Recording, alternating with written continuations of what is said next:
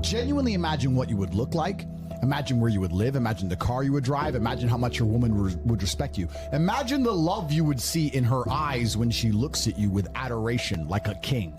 Imagine your existence. That person is waiting for you, and the only thing that's stopping you from being that person is your monumental laziness. You can have it. The universe is very giving. It will give you anything you work for. I've never seen somebody try for something with all of their might and not get it. The only people who do not have the things they want are the people who do not try for them. I've never seen a person wake up and say, my only dedication in life is to solve a Rubik's Cube and fail. You are not stupid. You are not incompetent. You are lazy and arrogant. It's extremely important you understand that that person is waiting for you, and you are declining that version of yourself. In the multiverse, in the many different versions of the universe that exist, there is a version of you that does those exact things, and he is a greater person than you can even fathom. You can transform yourself into that guy. You can be a top G. That's exactly what I did. I knew who I was going to have to end up being before I became that person. My brother and I are not from rich families. We are not from advantaged beginnings, but I knew I had to be a big, strong, fighting billionaire. That's what I knew I had to be. Discipline is the key to success. If you cannot force yourself to do something you don't want to do, how are you ever going to put yourself through the suffering required for greatness? If you cannot force yourself to train when you do not want to train, if you cannot force yourself to work when you don't want to work, or force yourself to eat right, how can you possibly ever become a monumentally successful person if you cannot control yourself long enough to do what must be done as opposed to what you feel like doing? A man must do what he is supposed to do irregardless of how he feels. That is the key component to masculinity, is discipline. If you do not have the discipline to dedicate yourself to anything, you are going to fail and be crushed by the people who can. If you only go to the gym when you feel like going to the gym, you're never going to be as strong as the people who go to the gym when they don't feel like going to the gym.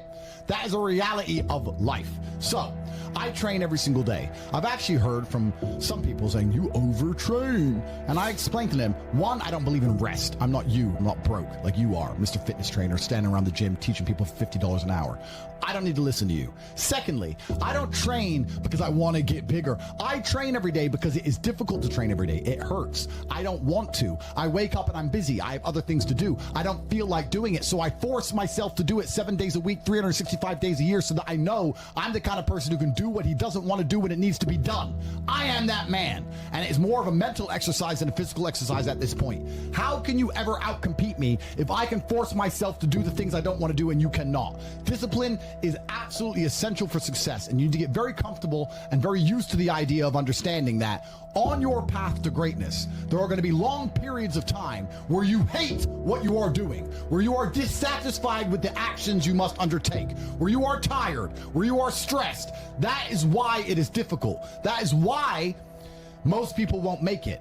If the path was easy, everybody would walk it and it would lead nowhere. 100 people start the path, 99 fall off because it is difficult, and the one person who makes it to the end gets the gold. If all 100 made it to the end and the gold was divided by 100, it wouldn't even be worth anything. The difficulty gives it value. The fact that it is difficult to do is the key component into the fact you want it in the first place. If it wasn't difficult, everyone would have it and you wouldn't want it because no one would respect it. It's supposed to be hard. Life is supposed to be hard. You're supposed to think this is terrible. You're supposed to suffer and smile through the pain regardless. Discipline is the key to success in all realms as a man. And if you lack it, you stand no chance. You can give most people a roadmap to success.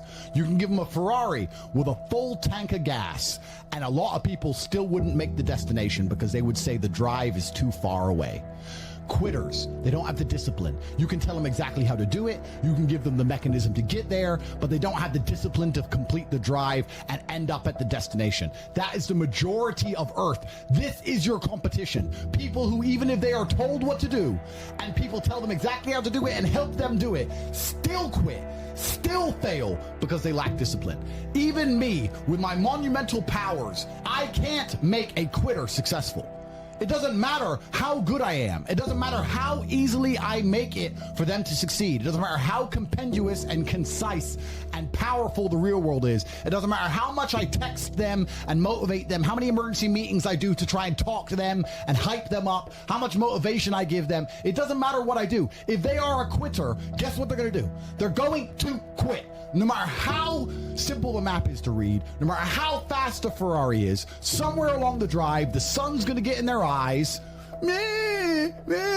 and they're going to sit there and go, I don't like this is hard, and they're going to quit.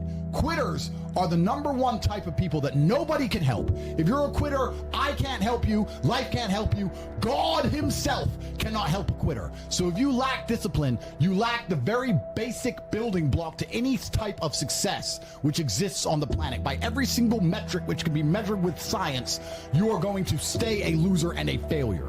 So you need to pick the low-hanging fruit first. And the starting block to all of these things is your body. I believe you lift, stretch, move, improve your body, try and train MMA, learn how to fight, get stronger, get bigger muscles. It's a fast track to self-discipline, which will carry over into all other endeavors. And I would argue that it is nearly impossible. In fact, how many people can say the gym saved their life? How many people do you know were depressed, started training, got in fantastic shape, and weren't depressed anymore? It is very easy. The low-hanging fruit is your body and upgrading your body. That is the easiest struggle, which is never going to backfire on you and never going to be a negative towards any other facet of your life. And when I look at men who are physical specimens, I think everyone naturally does this, but I'm going to openly say it. I respect them differently than I look at men who aren't. I have a different level of respect for them because they show me they have discipline. They show me they have motivation. They show me they're capable of doing difficult and hard things. Those are the kind of people I trust. They're not afraid of struggle. They're problem solvers. People who train are problem solvers, and you need to become one, and you need to become very, very adept at solving problems pretty quickly. I actually find it amazing that there's people out there who aren't in perfect physical condition. Guys, let me tell you all a newsflash. If you eat right and you train hard, you look good. Yeah. It's like a biological certainty. It's almost impossible to be fat and look bad if you eat right and train hard. Your body will react and give you exactly what you want. So why don't you all look like superheroes?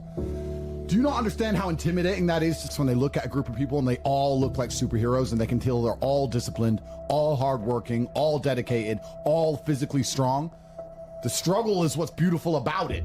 That's the most important thing. That's what you have to understand. The key is to keep training.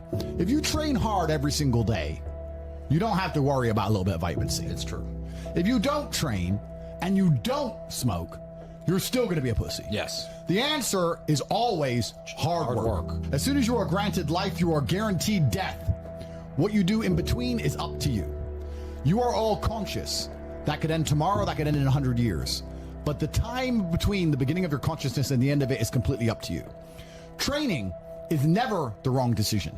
If you are free, you should train. If you are rich, you should train. If you are poor, you should train. If you smoke, you should train. If you don't smoke, you should train. If you drink, you should train. If you don't drink, you should train. You cannot escape that hard work is always the correct decision. There is no time in any scenario when working hard is going to be the wrong answer. You should always try your very best in all things. I always knew the answer to everything is raw action. The answer to everything has always been raw action. My dad had a tweet about this. He said that raw action solves all. So when I was broke, I was never like, I'm poor, what do I do? It was, I'm poor, I have to do something. If I was broke, I'd go for a run. That's why I was such a great fighter. If I was broke, I'd sit there and go, I'm actually poor. How do I make money? Dunno. Where can I get some cash? Dunno. What work can I do? Dunno. I'll just go for a run then. And I just go for a 3-mile run. You just have to say, well, I have to do something. I can't just sit still and die. A lot of people are happy to just sit still and die or go to sleep and take a nap.